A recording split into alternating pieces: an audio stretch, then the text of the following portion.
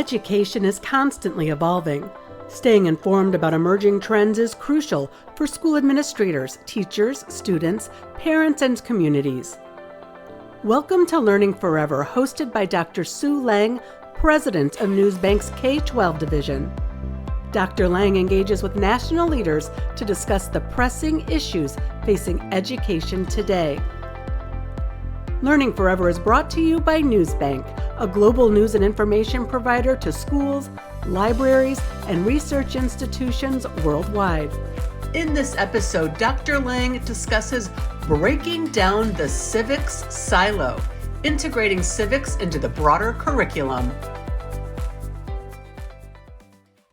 Hello, my name is Dr. Susan Lang, and I'm welcoming you to the Learning Forever series put on by NewsBank Learning, which is a company in Naples, Florida. We are pleased today to invite Zach Cote to our series today to talk about social studies. And as you saw in the title, it's breaking down the silos of social studies, but more important, it's about shifting the mindset of how we think about social studies, civics, US history, and really thinking about the purpose of it and the cross-curricular needs that we have today. When you think about students that are learning history, do we want them to just know the facts, or we want them to really analyze what's happened in the past and apply it now to today? And one of the key studies that we did, and I know that Zach is familiar with, is from the Fordham Foundation that was done in 2021. And it confirmed across our country, K-12 students are not getting a knowledge base of civics or US history. And the percentages are very, very low. So we want to change that. And that's what today's discussion is about, is how can we change that mindset? And what is Thinking Nation doing about that? I met Zach at a conference, a national conference last year, at AASA, the American Association of School Administrators, and went to a session and became very engaged, not only because I'm interested in history, but because of what he had to say about history and civics. So with that, I'd like to share and open it up to Zach. Welcome, Zach. Thank you, Sue, for having me. It's always an interesting, space to enter, at the AASA conference, where so many people are kind of focused on things that go beyond the social studies classroom, and maybe don't leave enough space for these conversations around social studies. And yet we're looking at our democracy and looking at the system of government that we're under. And I think across the political continuum, we're frustrated. And, the social studies classroom is perhaps better equipped than any other hour of the day, at least in secondary education, to engage future voters around how we can act within that democracy and hopefully strengthen it. And yet we're not having the conversations. And so, first and foremost, thank you for having me and, providing space for this conversation. Well, you're welcome. So we look forward to hearing more about your background and also about Thinking Nation. So why don't we start with that? Sure. Yeah. So currently I serve as the executive director of Thinking Nation, and we're a national nonprofit based out of Los Angeles that really, our mission is twofold. We, at the highest level, we want to cultivate thinking citizens. And second to that, or kind of the causal agent of that, is to shift the paradigm of how we see social studies education as a collective. So from the student to the classroom teacher to the district administrator to our legislators, we want to shift this paradigm of how we see social studies education. And the paradigm shift is pretty simple. Most ways that we understand history and social studies education is through the content of those classes. Whereas we're trying to make the argument that we really need to see the collective of these classes as a discipline. And a discipline is something that we and our students engage with, whereas a content is something that we remember. And we think that the ability to engage with the discipline is really what's going to empower our students as thinking citizens in a much more meaningful and long-lasting way, this lifelong learning opportunity than content retention would be. And so I was a classroom teacher, a middle school teacher in South Los Angeles prior to, kind of seeing Thinking Nation grow over the last few years. And at the heart of my classroom, and I always told my students I wanted to run this classroom as a college classroom. And so that really meant engagement around ideas. It meant the analysis of sources, the critique of those sources. So these historical thinking skills really provide meaning to the stories and the content that we learn. So like contextualization, I think the two that are kind of most impactful to me personally are historical significance. So why is something significant? Why does it matter? And I love historical significance because a lot of times we talk about historical relevance. Why does this matter today? Whereas significance would be, why does this matter? That's just a question mark. And there's such a difference because historical relevance, I think, kind of amplifies some of our innate narcissistic tendencies to understand things in our own image. Whereas historical significance asks us to think, well, why might this be significant to a different group of people from a different perspective in a different time and place? And that pushes us out of our own perspective to really seek out and understand the perspectives of those that we study. And so I love that term significance for that reason. And then that leads really directly into another skill that we really focus on in our resources, and which is historical empathy. And so, something that I learned as an undergrad is that historians should avoid presentism. And presentism is essentially saying that I'm going to only look at the past through the lens of the present. So I'm going to make all sort of judgments about the past based off my present understanding, all sort of conclusions based on my present understanding. And really, we need to understand the past on its own terms. And that doesn't mean our present doesn't shape that understanding, but it's not the final arbiter.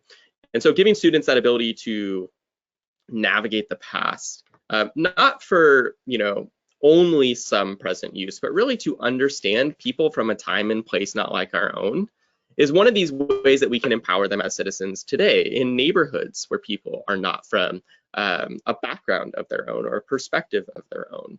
And if our first job is to understand and not draw conclusions, when we end up drawing conclusions, they're evidence-based, they're not rooted in our own perspective, but in a diversity of perspectives.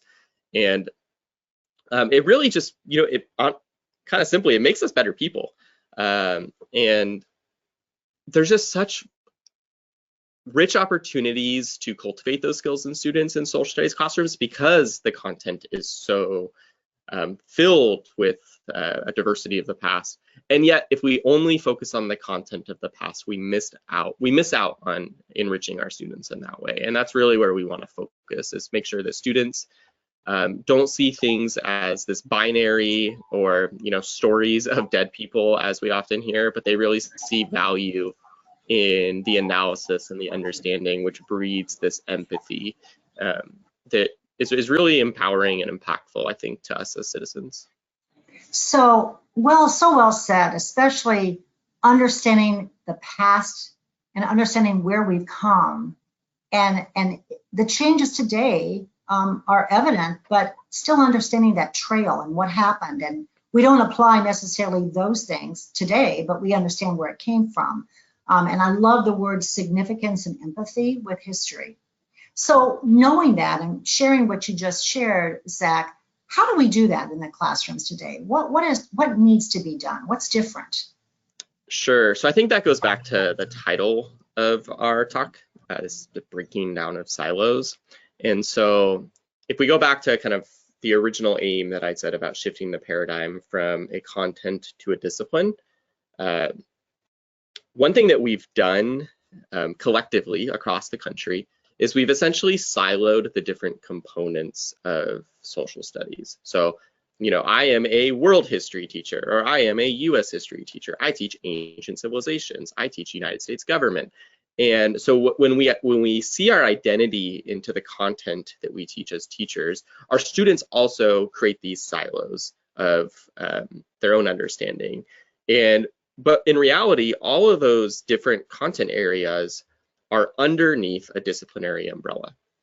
And so I think one thing we can do first is to acknowledge that, say things like I am a history teacher this year of the United States, right? Or this year of ancient civilizations, or even if it's a decade of those things. But like the primary identity for us educators should be in the discipline. And I think having that mental paradigm shift for us individuals then breaks down those institutional barriers and silos that I think need to be broken down. Because, I've been in so many department meetings.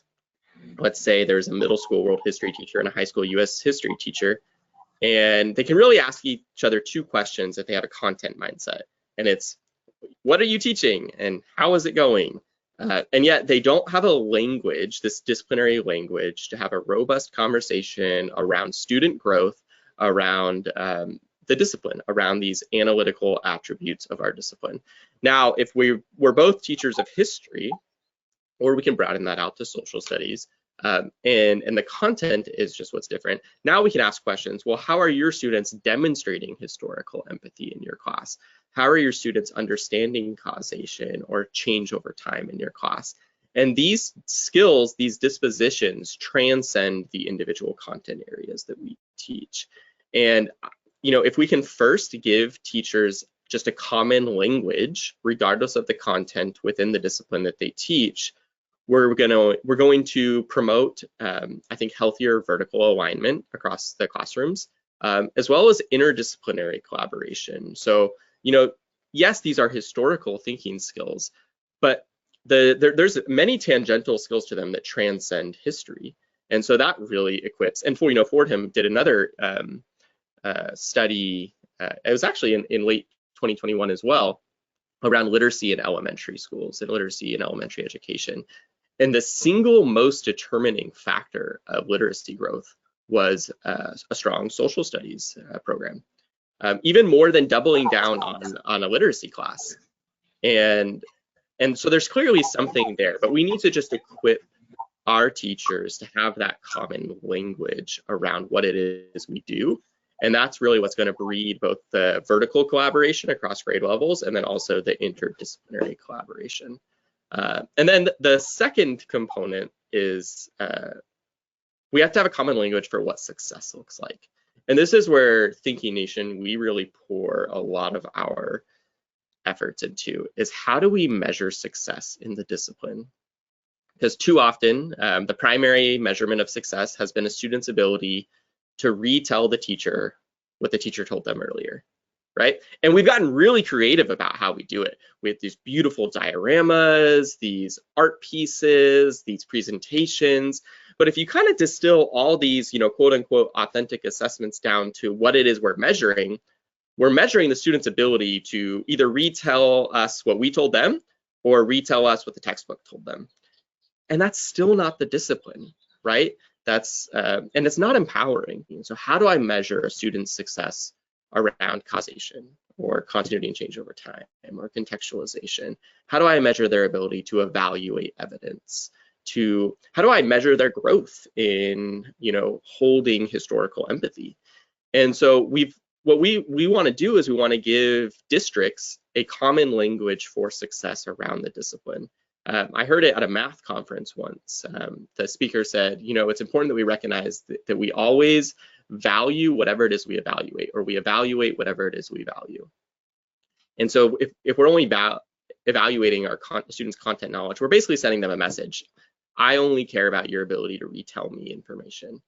But if we can coordinate those assessments around a new value for the discipline, we're really expanding what it is our class can do for students. And going back to that vertical alignment piece, if we have a common language for how we measure success, we can actually track students' growth across the different content areas of the discipline. So we can create a framework to measure student growth around evaluating evidence from their time as a 6th grader to the time as a 12th grader. And then if you do that with all these different disciplinary thinking skills, you can now get whole district departments into a room together, and they can have really robust conversations around student growth rather than just asking each other, what are you doing and how is it going? And that's really what's going to shape the paradigm, right? Are these practical tools and practical language for success to demonstrate to both ourselves and our students that we're empowering them with a discipline and not a content. So I'm going to pause for a second and just kind of reiterate what I took away from your conversation. One is that that students in the elementary level are not really getting social studies curriculum because they're spending so much time, which we know we want literacy in elementary, we want math in elementary, but what's happened to the other courses like social studies? The other piece I heard you say is that there needs to be a common language with all social studies teachers, and that common language has to do with not just specific areas of world history or US history, but common language across history subjects. And when we think of social studies and we think of language arts, they too blend together. And in any school, whenever they were doing any type of a block schedule or interdisciplinary work, those two courses seem to align the best because they both had literacy involved in them. And then the final one that I heard is the measurement. What is success? And we have done a good job across our country as far as trying to focus on standards. Now, the Fordham study again said there were some states that were not very good with their standards in US history or civics and others well, but at least they have begun to focus on standards. But those standards require critical thinking. They require those higher level thinking, not just regurgitation of information, which leads me to the question of what should assessments look like? Because we don't just do exit tickets anymore with multiple choice questions to really ask students to analyze then and now historical events. So it's going to have to be more written essay questions. Am I following your thoughts on this? I just wanted to make sure that we're. Yeah. You know, there's just like a quick note on the elementary piece. It's not just that, you know, and science is included in kind of the second class subjects for elementary, and the emphasis is on math and ELA. Given, you know, my expertise isn't in STEM, so I'll kind of stray away from that. But at least with this literacy component, it's not just that social studies and knowledge of the past is being sacrificed at the altar of literacy. It's that the altar of literacy is suffering because we're not teaching social studies. And I think we need to really grasp that, you know, that if we are decontextualizing literacy instruction, we're creating, you know, this artificial understanding of literacy.